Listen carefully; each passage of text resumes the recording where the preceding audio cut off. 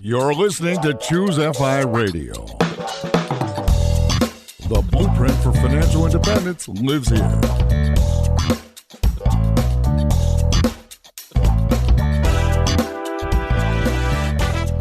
If you're looking to unlock the secrets to financial independence and early retirement, you're in the right place. Stay tuned and join a community of like-minded people who are getting off the hamster wheel and taking control of their lives in the pursuit of financial independence. ChooseFI, your home for financial independence online.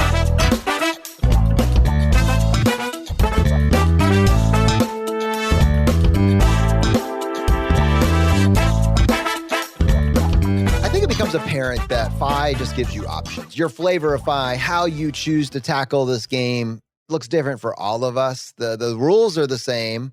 The math is the same.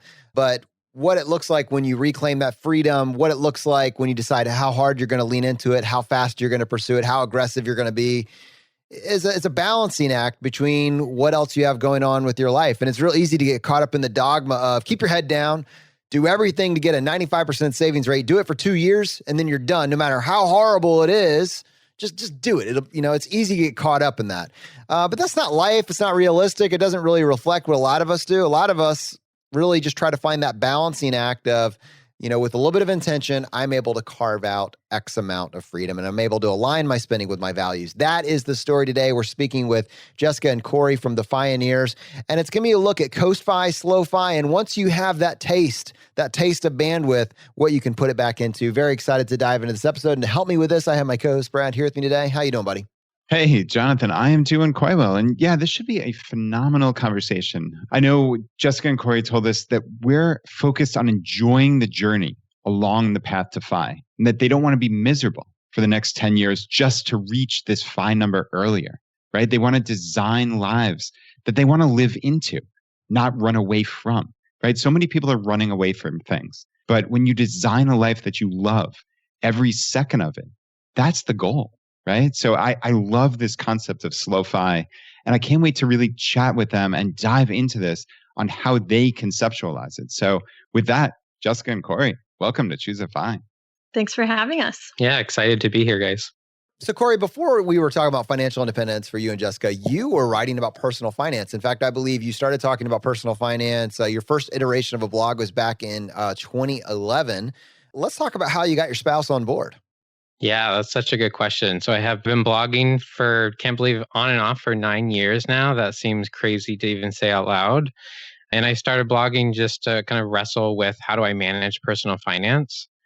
And so when I was blogging and reading and hearing all about financial independence, it was just kind of a concept to me.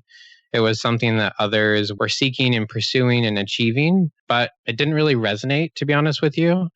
And I think the part that I couldn't reconcile with financial independence was the stories were so different than my story. And part of that was the early financial independence bloggers were telling their story, and the narrative went something like earn a lot of money, save most of that income, retire early, and then give back to the community afterwards. And I was doing it the reverse. So I work for a nonprofit organization. Jess and I actually both do. But as I was reading this, I was doing it backwards, and it just didn't seem like I was part of the community. Like it didn't apply to me, but I was still reading it and absorbing the information. So those financial independence core ideas took root. So I feel like what I heard you say embedded in that was I was trying to give back on the path to FI, and that didn't seem to be compatible. Is that what I heard you say? Yeah. I think it was partially that, but I think it was also that we started out our careers working in nonprofits. And so we did not make high incomes. First starting out, it took us a good 5-6 years to sort of get to a place where we were able to save any significant amount of money. And so coming from that, it also didn't feel like the part about make a high income so that you can save a lot was possible until we saw that our income had increased.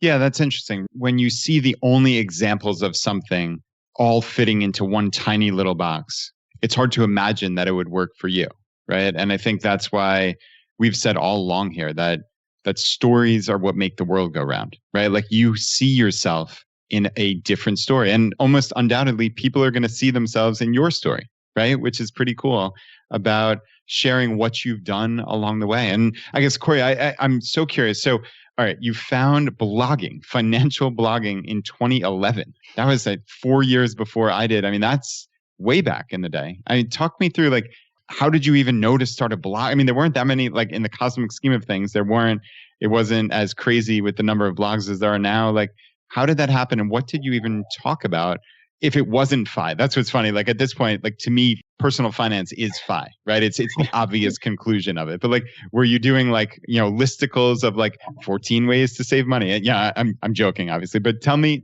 more about this blog. I would still read that article, Brad. So yeah, I started blogging after probably 6 months to a year of just reading personal finance blogs nonstop. So I was just kind of figuring out life and how to manage my personal finances. And it was actually in the middle of the desert on a backpacking trip with two of my friends from college that really sparked the idea to start a personal finance blog, which sounds bizarre, I know. Like, who thinks about starting a blog in the middle of the desert? But we were hiking in the middle of the desert in the summer, which was a horrible decision, but that's another story for another day. And we were just talking about life. We were a couple of years removed from college, and a lot of my friends were asking me these questions around personal finance and how to track your credit score. And I had answers to them. And so I wanted to provide my knowledge and share what I had learned over the past year with others who were starting out on their journey. So as I was blogging, it was really focused on how does someone who just graduates college really learn to manage their personal finances? So as I was blogging and reading other blogs in the personal finance space, there was this new idea around savings rate and how increasing your savings rate can gain you more freedom. And so I really took hold of that, even though I yet had not fully embraced financial independence. This idea that I could increase my savings rate and shorten my working career was really foundational. And so I took that to heart. I started incorporating that into our annual planning. And so on an annual basis, and this is something I wanted to do collaboratively with Jess, I would go to Jess and I would say, hey, I think we should save 5% more this year with no context or background. And she would be like, I'm sorry, what? Why would we want to save more money and not spend it on things that we enjoy?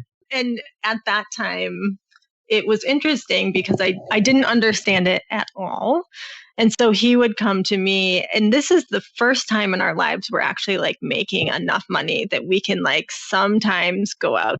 Can we talk a little bit about those initial numbers for you guys? Like nonprofits, although it, we can say, we didn't make a lot of nonprofits. I mean, I know people in the nonprofit space that make bukus of money. So it's kind of like, that's a pretty wide spectrum. What were your starting salary? I mean, roughly, like when you started out as a couple, a newlywed couple, and you're joining your income, how much did you have to work with? Early on, so in our like second year of marriage, I did an AmeriCorps fellowship with a nonprofit organization, and I made $11,000 in the year in the New York City metro area. Yep, that qualifies. That. and at the same time, I think I was earning like $26,000 a year. So take home income was like $37,000. Or actually, that's gross income. Sorry, not take home. Right. So you know what it was like to start, as you said, with low incomes. And Jess, you were saying this was the first time you'd finally reached the point where, hey, we can go out to dinner, we can do things. And then Corey waltzes up to you and says, hey, apropos of nothing, we're going to save 5 extra percent. Or who knows, if he said 5, it might have been 20 extra percent. Yeah. Tell me more about that. Well, so basically we were just seeing our incomes increase. And then he's like wanting to save it all. And I'm like, I don't understand why you want to save all of this money. I want to travel. I want to like do things with friends. I want to like go out to dinner once a month, right? Like not crazy. And so it was something that he pushed for a good probably 5 years before. And I would sort of begrudgingly be like, okay, we can save a little bit more, but like, I want to be able to spend more too. And so it took a long time. And then finally, it got to a certain point where After about 10 years in our careers, we had high enough incomes where we were actually saving quite a bit of money because of this pushing that Corey had done.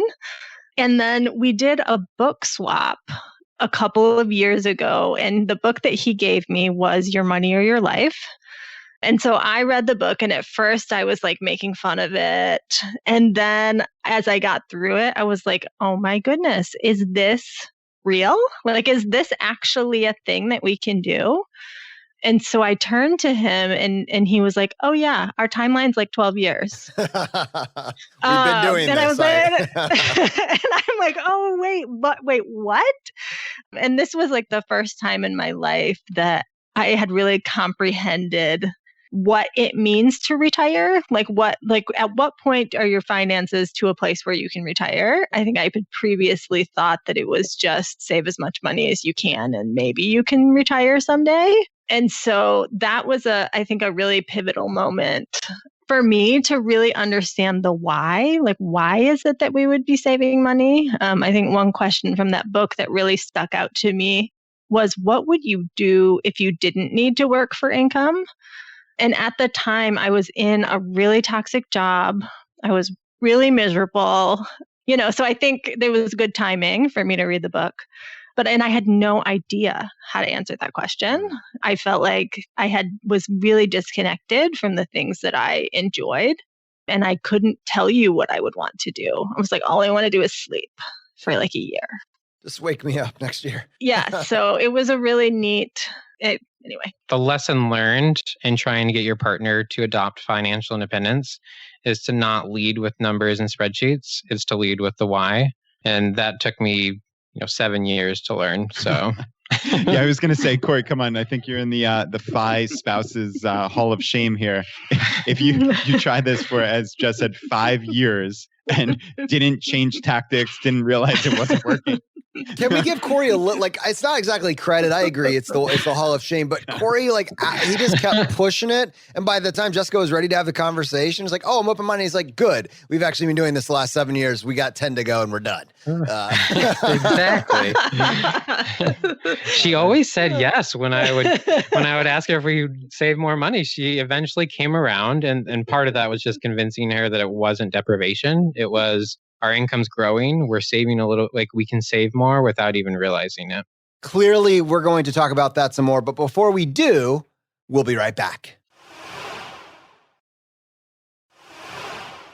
Once you guys got on board together, right? Whether 2017, 2018, somewhere in that time frame, what changed almost immediately thereafter? What changed once you read this book, Your Money, Your Life, and really got on board? So I'll be honest, it didn't change right away. It took about 6 months, I think, for the message to sink in. I think I was really inspired by thinking about what would I do if I didn't need to work for an income. But I still, at that point, was seeing FI as deprivation. Like, I was in a job that I didn't enjoy, that, was actually pretty toxic.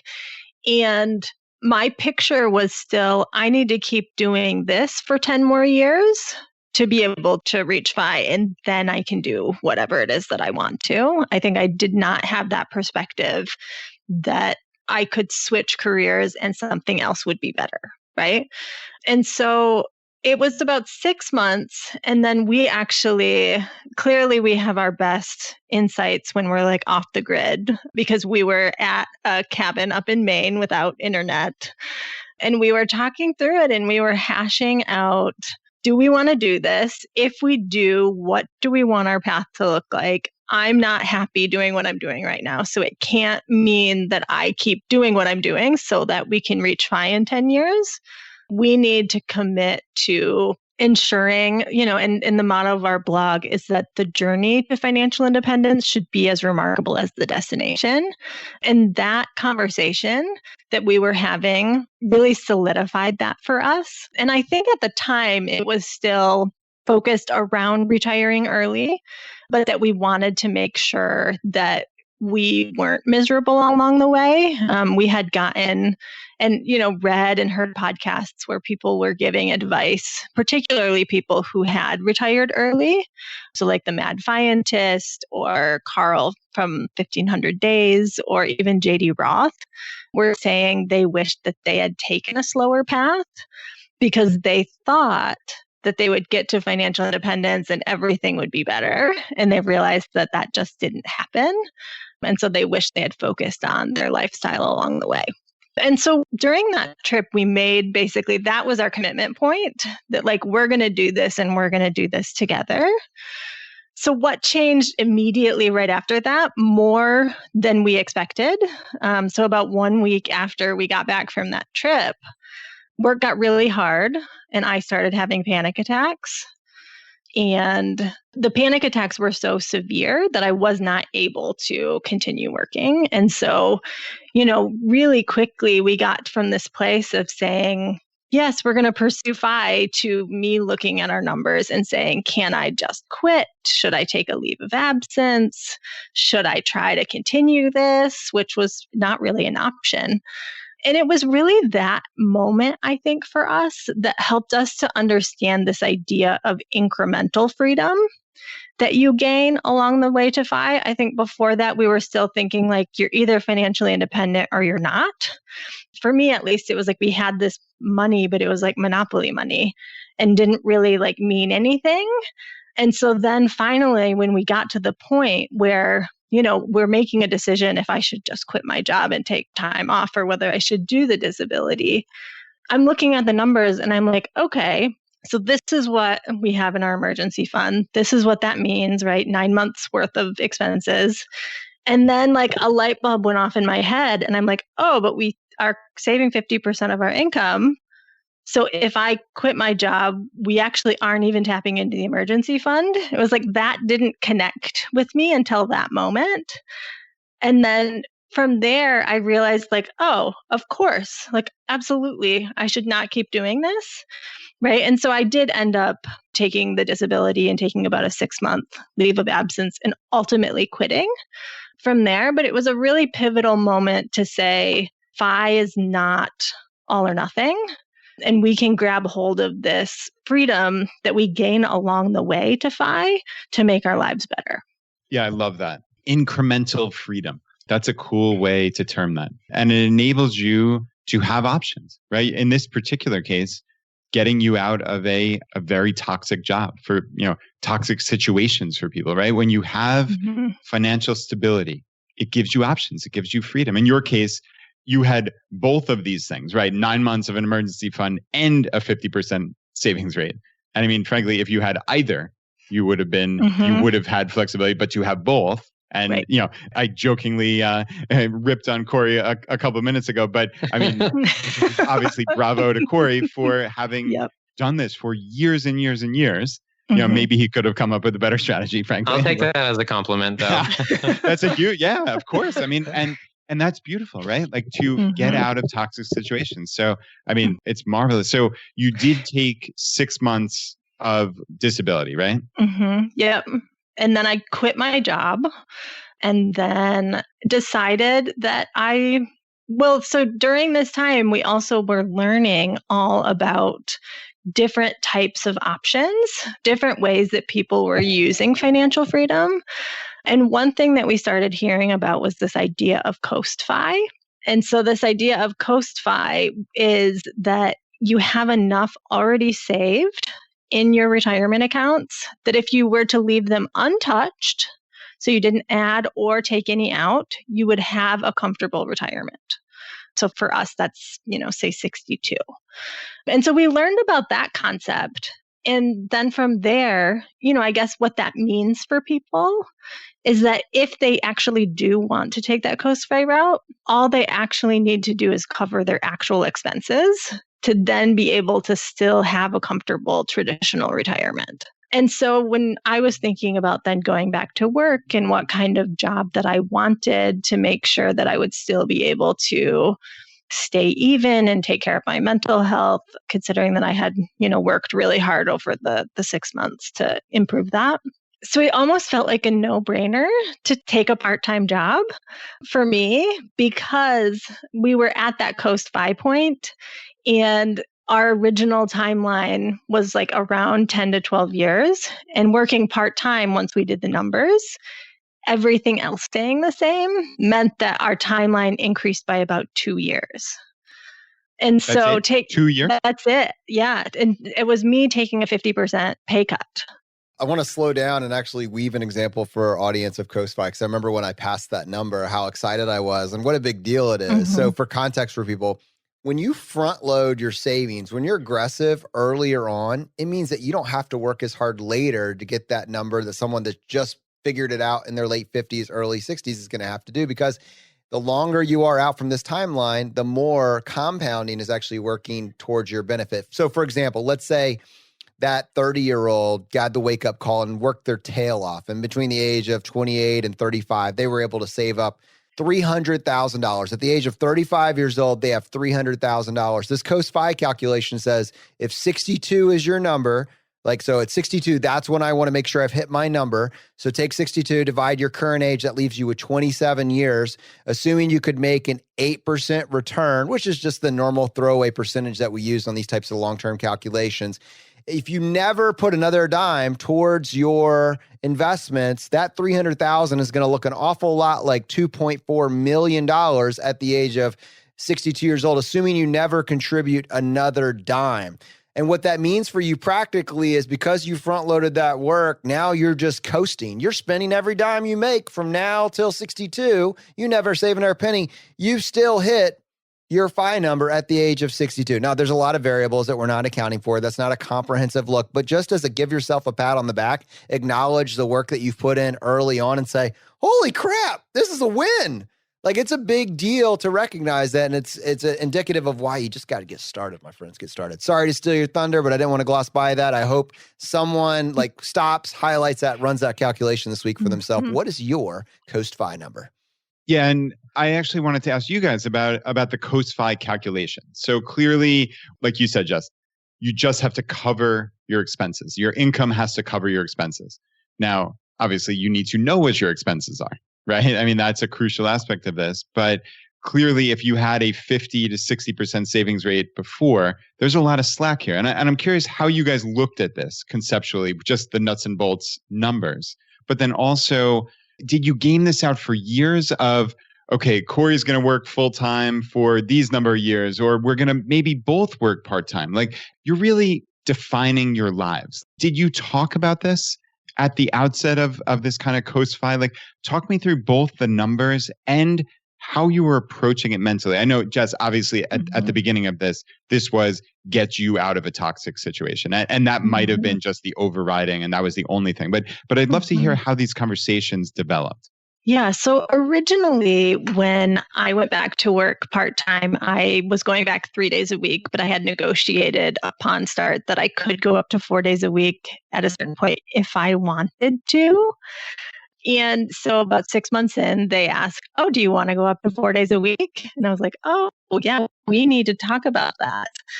And so at that point, I think is the point where we really had the conversation to look at the numbers, right? Because mentally and physically at that point, I probably could have gone back to work, an additional day a week. But we realized that it wasn't actually necessary. And part of that was that our spending was significantly lower when we were not super stressed, really exhausted, burned out, miserable, right? All of those things. And so we had reduced our spending triggers. So we realized in that first year, after I quit that toxic job and then went back to work part-time, we saved $17,000 on things that would be categorized as convenience and escape. So it was convenient groceries or takeout or restaurant food or, things that would be treat yourself, fancy vacations, stuff like that. And so part of the reason why we looked at it and we said, well, it doesn't make sense for me to go back to doing more work if I don't want to, is because we actually realized that we had originally thought that our timeline to FI would be extended by 2 years. And then we realized that because we were saving so much more money, or we weren't spending on so many things, that our savings rate actually stayed about the same. And our timeline actually stayed about the same. You know, we talk a lot about how there's this virtuous cycle where if you are like designing your life and building a life that you love, you enjoy your life more, which reduces your spending triggers. If you reduce your spending triggers, then you spend less. Then you need to spend less time focused on activities that you do solely to generate income. Then you can design your life, enjoy it more, right? So there's this whole virtuous cycle that we realized there's no need for me to do that when I'm perfectly content, you know, working part-time in the nonprofit that I'm doing, building my business on the side, and writing for the blog. I've certainly had a lot of things to keep me busy. And it helps us build at the same time toward this ideal life that we want to have in the future. You know, making these incremental changes rather than having there be this like one point in time where we retire early and now we can live our ideal life. Yeah, there's an industry titled tourism, but I think really it's a misnomer. What it really is for many people is escapism. You have this need to escape your life, and it's, you know, to allude to Vicki Robbins' book, which you were talking about. It's because if an alien were watching what you were doing with all of your best time, your 9 to 5, we're not making a living, we're making a dying, and we've got to just get away for a few days each year. And if you don't have to escape your life, if you're so excited that it's Monday because you can lean in, there's a lot of spending that goes out the window because you don't just have to compensate for the stress that comes with that grind. So I get it. And I've seen that myself. That's why people, once they're farther on this path, they're not talking about, you know, doing all this touristy stuff. They're looking at slow travel, looking at experience, they're looking at slowing down and enjoying different locations. It's just a change in mindset. You get one life. What do you want to do with it? It's cool to see you guys realizing that this early on in your lives and frankly, your careers. Yeah. And if I can just add, Jess said that our motto is that the journey should be as remarkable as the destination. And we were very fortunate to kind of come up with this idea or this ideal and value that we believed in. And to be honest, this motto was really tested as we started talking through this. We had to really evaluate if this was something we were going to adhere to, or if it was just this ideal that we could just toss to the wayside. But as we started talking about returning to work part-time, that's where it became a real discussion. And it's fortunate that it was incremental because we were able to really buy into that motto, and it has become a lifestyle and something that we live by too. So Jess, in there you said that you guys cut $17,000 in unnecessary spending. So I mean, that's about $1,400 a month. That's not insignificant, right? And you used the phrase a couple of times. We reduced our spending triggers. And I really wanted to slow down on this because I conceptually understand what you're talking about. And I think you did give a couple of examples. But let's spend a couple minutes here. Like, can you talk through, because people might have spending triggers that they are otherwise unaware of entirely because they've never taken that minute to look at X causes Y. If I'm in this situation, then I do this. Could you describe that to people? Yeah. So for me, I think there's a couple of different spending triggers that we have, I would say. I think one of them is when we're exhausted and tired and feeling burned out is one of them. And then I think the other spending trigger is when we feel like we are working so hard and we're not enjoying ourselves. So we might as well enjoy the spoils of our work, right? And so those are the two spending triggers I think that impacted us most. And so that would lead us to convenient spending. So things like grocery delivery, buying foods that would be really, really easy to make, which are often more expensive, right, at the grocery store, or we would be too tired after a long day at work and we would order takeout, and then the groceries we had bought for the week would just go bad, right? And so there were things like that. And then I would say in terms of the other trigger around feeling like you might as well enjoy the spoils of your labors, a lot of that was sort of treat yourself kind of spending. So it would be going out to like fancy dinners or going on a fancy vacation and being like, well, we don't need to use travel rewards because we make this income and we deserve this. So I think those were some of the spending triggers, particularly for us. I do know that there, one spending trigger that I don't feel like applies necessarily in our situation, but something that I've heard from other folks is comparison. So if you compare yourself to other people, and then the sort of spending reaction that often comes with that is aspirational spending. So you might be like looking at someone who's like super fit and like running a marathon or something, and you're comparing yourself to that person. So then aspirationally, you decide you need to buy all the gear and, do all of those things because you're comparing yourself to someone else and then spending aspirationally on something that you aren't going to use. No, so for someone out there, it sounds like you're saying like a lot of this is down to stress, right? Stressful situations. In your case, you were able to remove yourself to a large degree from that situation, as I understand it. But, how would someone who is now just maybe for the first time becoming aware of these spending triggers, just literally by hearing you describe it, and maybe they're not in a position where they can leave? Like, do you have any pieces of advice for them? Yeah. So my first piece of advice, always, always, always try to deal with the underlying issue. I think a lot of times people will look at their spending triggers and they'll say, I just need to be more disciplined. And then that's when it starts, this FI journey then starts to feel like deprivation to people because they feel like I just need to be more disciplined and cut this spending out. And then people get burned out in that sense as well. And so my recommendation is to figure out how can I deal with the underlying cause of it. Maybe you can't go ahead and like completely quit your job, right? That's a pretty extreme example in my case. But maybe you can learn to say no. And maybe you can learn to set boundaries and limits at work.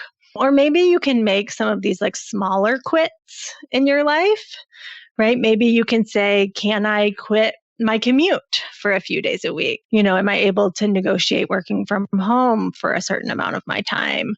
Or am I able to negotiate not needing to work on a particular type of project that's really draining for you?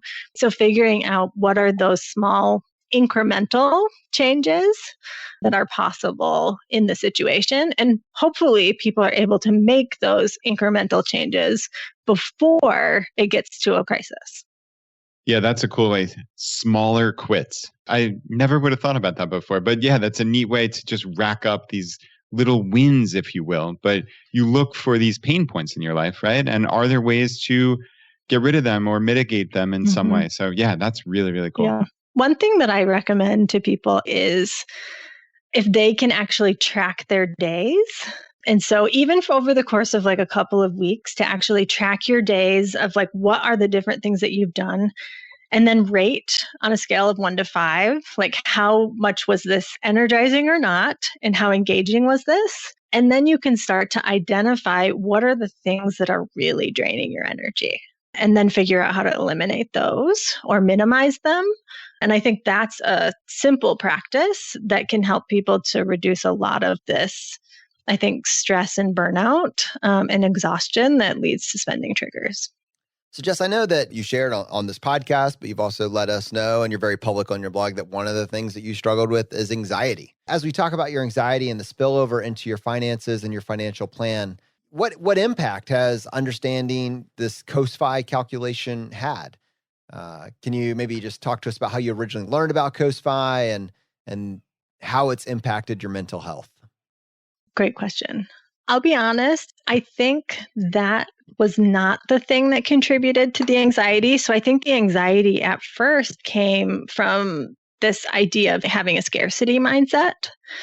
I didn't want to, and I didn't really understand our finances. I sort of knew they were fine. It didn't really feel real, which I think is what led me to stay in this terrible job for so long, because I didn't realize where we actually were financially. And so had I understood the numbers before then, I think that would have been very helpful and would have helped like prevent me from getting to that place. I think I had, sort of a messed up perspective and mindset around money that they sort of kept me from engaging with it. But I wish I had done so earlier. And then to be honest, with the ChooseFI number, I actually introduced that idea to Corey. And so he is the numbers guy, but I was writing a post on the blog and I was like, I have this vision for this spreadsheet and I wanted to be able to calculate all of these things. And one of them was ChooseFI. And so he created a ChooseFI calculator. And then from that, we were like, oh, we're ChooseFI, which was like kind of a neat situation. But I think neither of us realized it actually until I was like, I want to think through this. And, I want us to talk about and to figure out like, and the calculator had a few things. So it was like your ChooseFI number and various different milestones. And so we were also thinking about active income. So beyond ChooseFI, then how much active income do you need to generate per year? And that was, I think, the focus for me was I'd love to get to a point where maybe I just need to generate $20,000 of active income, from a side gig or a side hustle. So then we can live a semi-retired lifestyle. I wasn't thinking about ChooseFI. And then we realized that we were already ChooseFI. That's really cool. And certainly we'll point the audience to articles and maybe if you have that calculator on your website.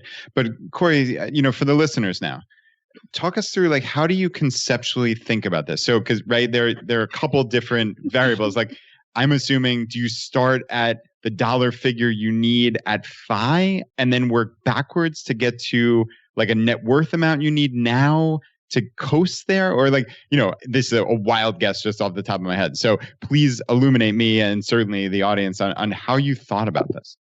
Yeah, so to calculate ChooseFI and any other milestone, what we did is we built a calculator. It had several inputs.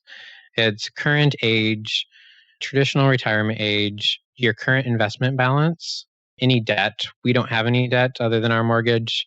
And then also annual income, expenses, and cash flow. So really there's a couple of dynamics at play. It's how long do you have until you retire?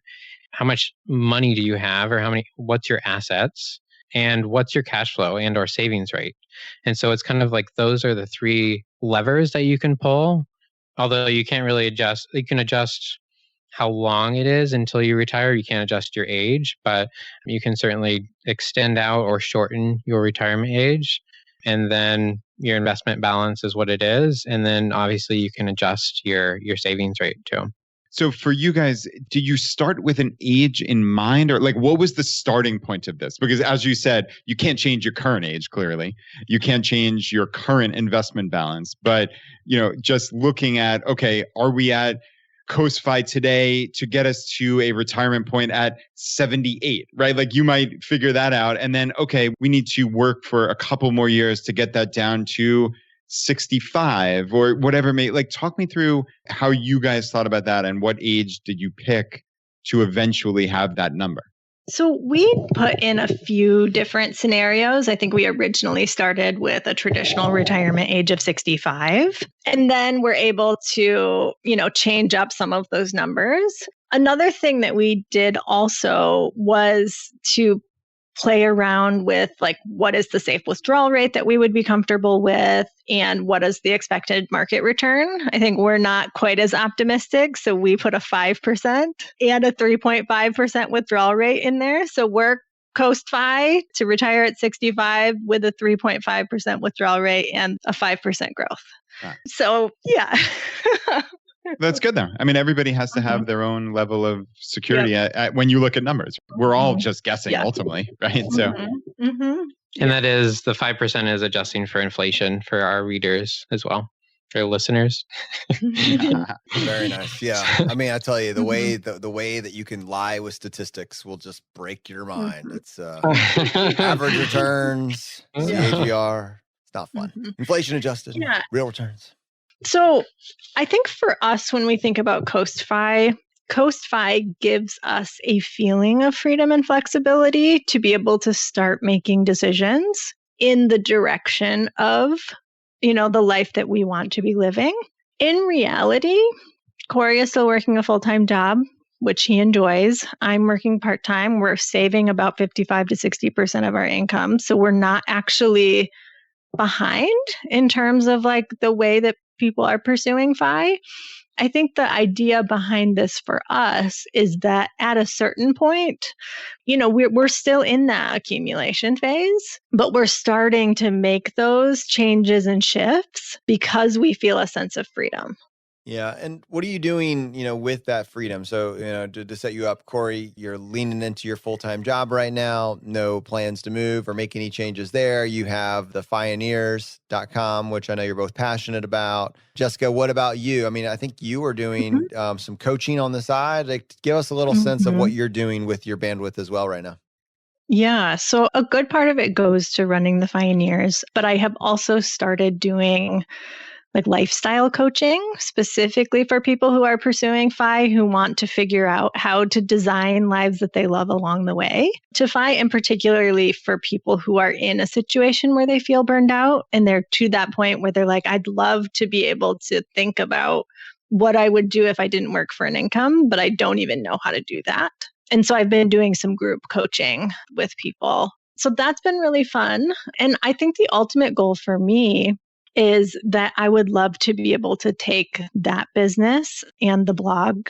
I say full-time, but not full-time hours, right? Run a business, but in part-time hours that could, Location cover independent and pseudo-flexible cover our hours. expenses. Yeah. Let me ask you one more question about that. So specifically with the coaching that you're doing, because earlier you talked about how for you ended up being to leave the toxic job situation, but you also said in that, that may end up being a little too extreme for many people. In many cases, it's just learning to say no better. And that really stuck with me just because I see how insidious just saying yes to everything can be, especially for, obligers. If you're talking about four tendencies here, people that are people pleasers, they say yes until they have to go rogue.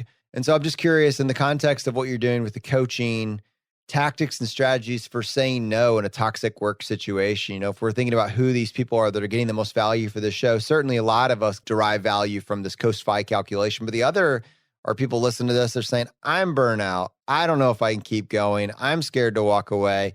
In light of this focused question, like, how do you say no better? What do you advise the people that you're coaching? What are you seeing is a way for them to start slowly reclaiming some of their sanity in this toxic work environment? I think the first thing that I really encourage people to do is to start seeing their relationship with their employer differently. I think a lot of times we have this relationship with our employer where they make requests of us and we feel like we have to accept them and that we feel like they're the ones that are in a position of power. So I try to help people shift that, especially if they're in a position where they don't actually need the job in the short term, like if they have emergency savings and they would be able to find something different, there are ways to start saying no a lot earlier. And so specifically around the saying no, I would say one thing that I really recommend to people, and we talk through, is how do you say no without saying no? And I feel like this is something after my experience with anxiety and really realizing that I needed to set good boundaries that I built up some skill in to be able to say things like, well, I would really, really love to be able to do that, but that's not going to be possible right now. Or that sounds really, really interesting. Is that a higher priority than this other project? And so just sort of framing it in that way of, I'd love to be able to, but it's not going to work. Or put it sort of back on the other person who's asking you to do the extra thing to say, I can do this. Is it a higher priority than XYZ? And then oftentimes they'll sort of pull that back. Or like if I have someone who is like not really in the chain of command that I work for and who is like wants me to do a project for them, I'll say, I would really love to be able to help you. Let me check in with my boss to make sure this is a priority. Brad, I know you've been struggling with yes and no these days. I'm sure that resonated with you. Yeah. No, I mean, putting the onus on them, right? That there's an opportunity cost here. What is the higher priority? I only have X number of hours. Yeah, what a cool strategy that is. I suspect a lot of people are going to use that in their real life. And yeah, I mean, frankly, as Jonathan said, I have been struggling with this. And even though I have nearly unlimited time. I have 16 hours a day. Obviously, I'm at a point of financial independence, but it's so easy to say yes. That's the lazy answer because you don't want to say no. You don't want to hurt somebody's feelings. All these things, right? And maybe that's me, but yeah, I mean, I've just realized that I get very stressed when I have things on the calendar sometimes, and it's easy to say yes to something 6 months down the road, but then when it's coming up the next day, you're kicking yourself, your past self for, why did I take that easy way out if this isn't something that I wanted to do, right? Like, it's not fair to anybody. So yeah, I mean, I think we all do grapple with these issues, right? So thank you for those strategies. The other thing I noticed in what you embedded there was the best way to put yourself in a position to be able to handle or be able to say no to something, to be able to handle a toxic work situation, is to work towards financial independence, to get started, to have some money, not necessarily even be there, but just some savings, something that if this income disappeared, you have some space to figure things out. Now, we affectionately call that FU money. And I certainly have my FU money story, but it's interesting to hear it, relived even in the context of SlowFi. So Corey and Jess, I know there's people listening to this that have loved this episode and that have enjoyed hearing more about you and your story. What is the best way, if someone wants to connect with you and connect with your content, what's the best way for them to do that? They can find us on our blog. It's thefioneers.com. We're also on Twitter and Instagram at The Fioneers. And then we also have a private Facebook group for people who are interested in SlowFi called SlowFi Enthusiasts. And that is thefioneers.com/FB. SlowFi Rider. Okay, sounds great. Thank you so much for joining us on the show today. This has been a lot of fun. Yeah, thank you guys so much for having us. This has been really fun. All right, everyone. If you've been struggling with burnout, if you've been struggling with anxiety to a toxic job situation, if you were looking for that way out, a way to get some bandwidth, even now before you reach financial independence, I hope you were encouraged by this episode. If so, make sure you subscribe to the podcast on whatever platform you're listening to this on, share with a friend, and we'll see you next time as we continue to go down the road less traveled. You've been listening to ChooseFI Radio Podcast, where we help middle-class America build wealth, one life hack at a time.